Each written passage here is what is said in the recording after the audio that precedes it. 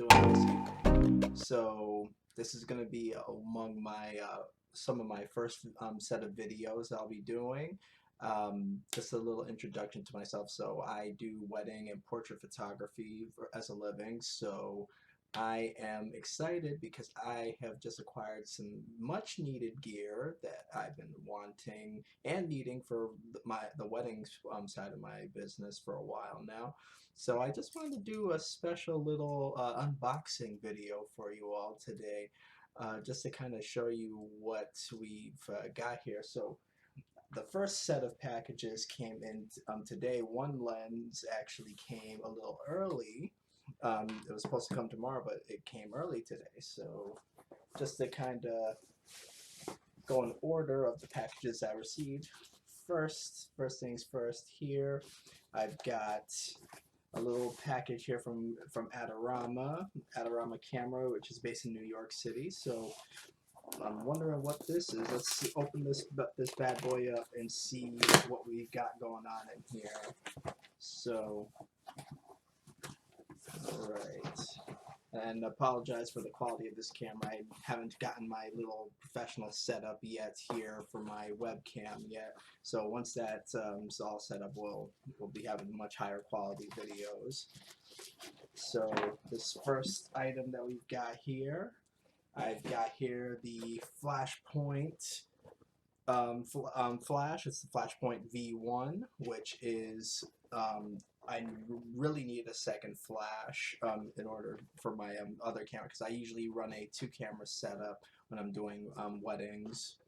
So having a flash for each camera just really it takes a lot off of my mind, really. So let's open it up and see what we got inside of here.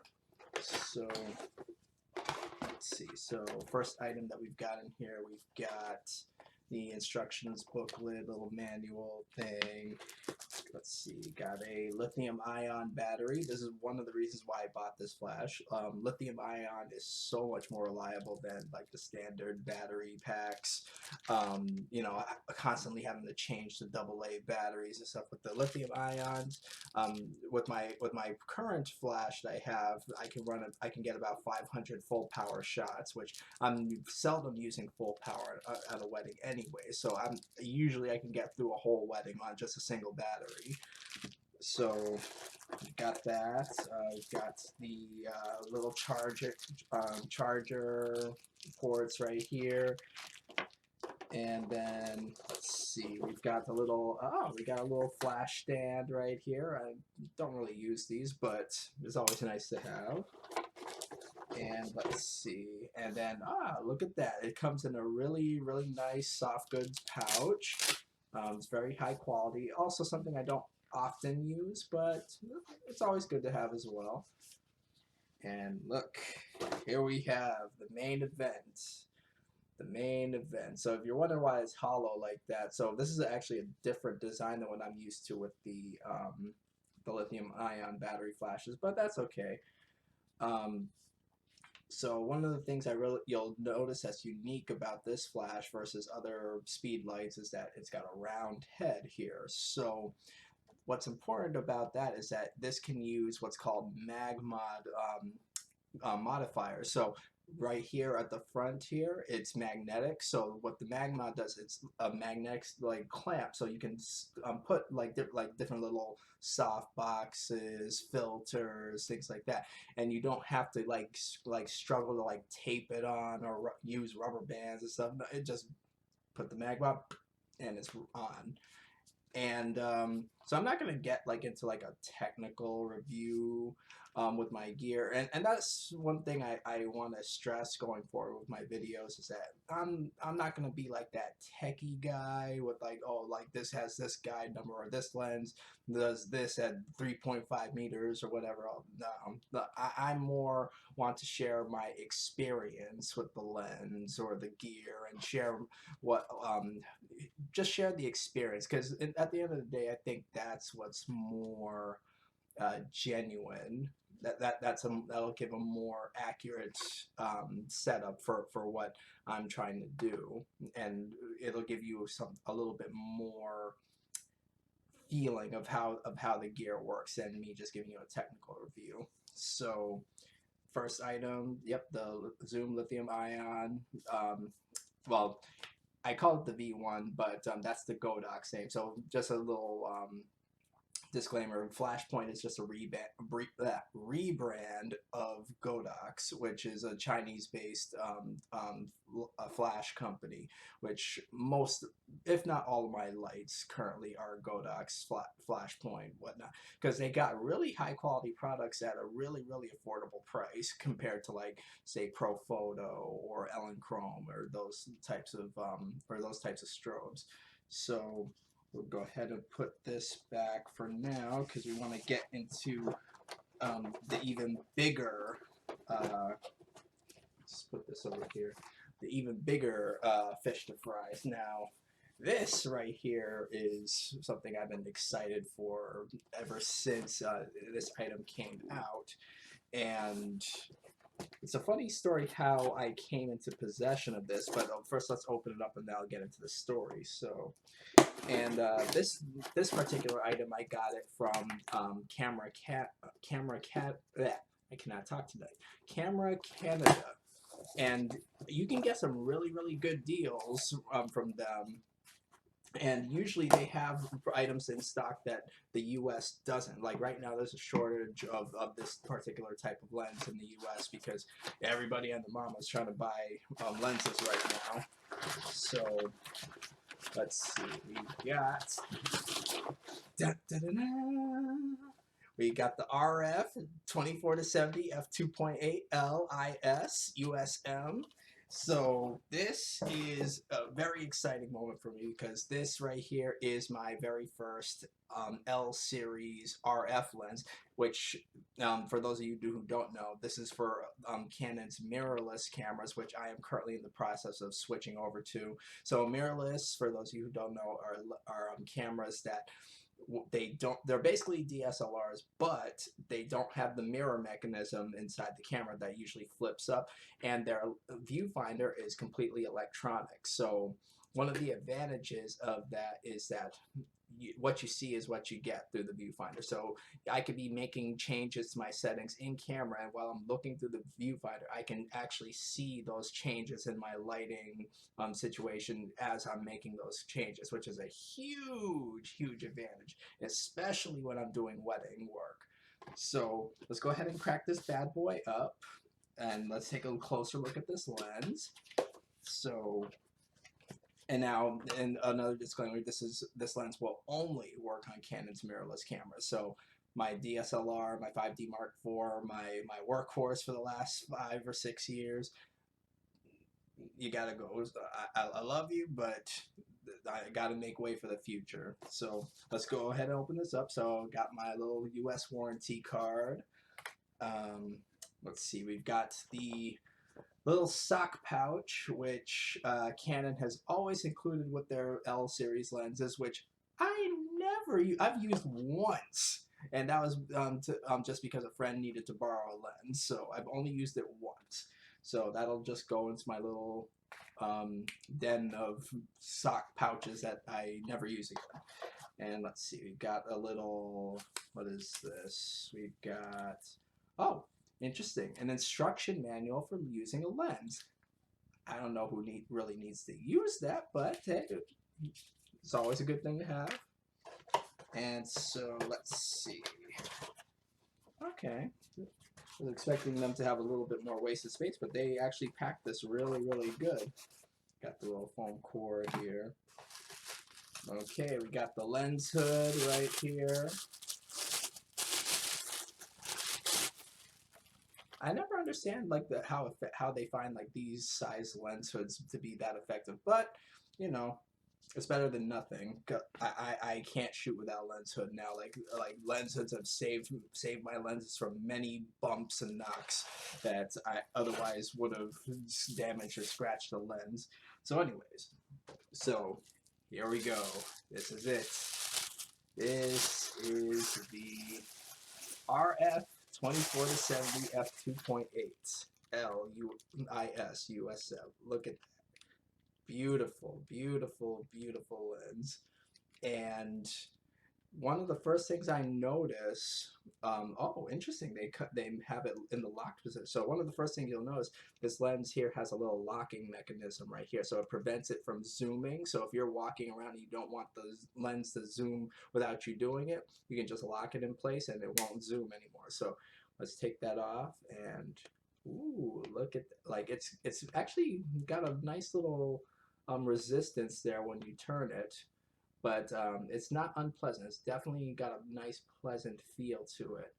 And the lens is not that heavy. It's slightly heavier than my 35 millimeter 1.4, which they're about the same size. This is a little bit girthier, but yeah. So one of the other things that I really wanted to get this lens for. So right up here, they have a control ring right here, which you can customize in camera to do different functions. So I've currently got my EOS R set up to be configured to use this as an aperture control. So I can make changes to my aperture on the fly while I'm shooting without having to go back to the back of the camera and da da da da da and all that stuff. So one of the things I do notice here is that it does feel a little bit it's a little bit smoother than the EF counterparts to this lens. I know the EF uses like an older what do you call it? The EF mount uses like a more metal construction. This is more engineered plastic, but it's good plastic. But this lens right here has been a lens that I've been needing for a while as a workhorse lens. I have the Canon 7200, which I use for 95% of my weddings, but I found myself really missing having something in that wider angle area that had versatility. I had a 35 millimeter prime lens, but it's not a prime lens isn't as versatile in a situation such as a wedding where there's a lot of stuff, a lot of fast action, stuff that you gotta be able to get on the get-go. So yeah, so let's go ahead and put this on my let's go ahead and put this on my EOS R and see how that looks. So let's go ahead.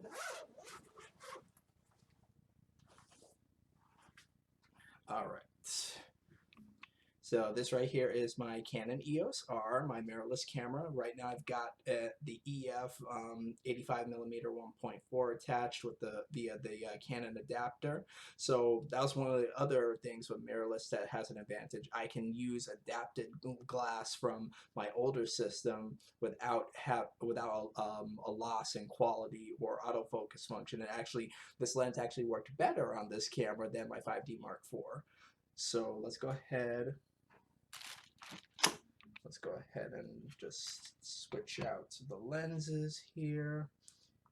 I'm actually very excited because I've never used a mirrorless lens before, at least not from the Canons. So let's go ahead and just take this off.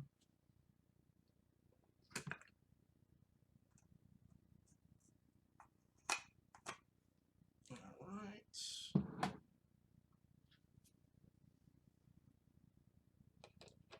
This is, oh, yes, I can already feel the power. Yes.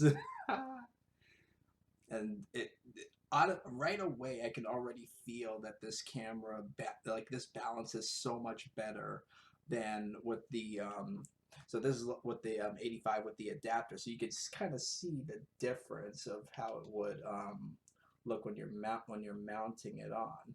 So this is very front heavy, but this is a lot more uniform. So let's go ahead and open up that glass. And look at that. Look at that beautiful glass right there. So I got some filters coming in next week. So I haven't really used filters that much before, unless they were already on a lens when if I bought a used lens. But I'm starting to appreciate the need for filters more now, as constant cleaning of lenses. It's necessitated me needing to use filters because I hate having to clean stuff too much. But yeah, so this has been my unboxing of the RF 24 to 70 f2.8 and the Godox V1 flash. So wait till next week. I've got another big boy lens coming in. Another lens I've been really wanting to get. So so I think we'll call this a day. Thanks for watching, guys, and stay tuned for more videos. You guys have a great evening.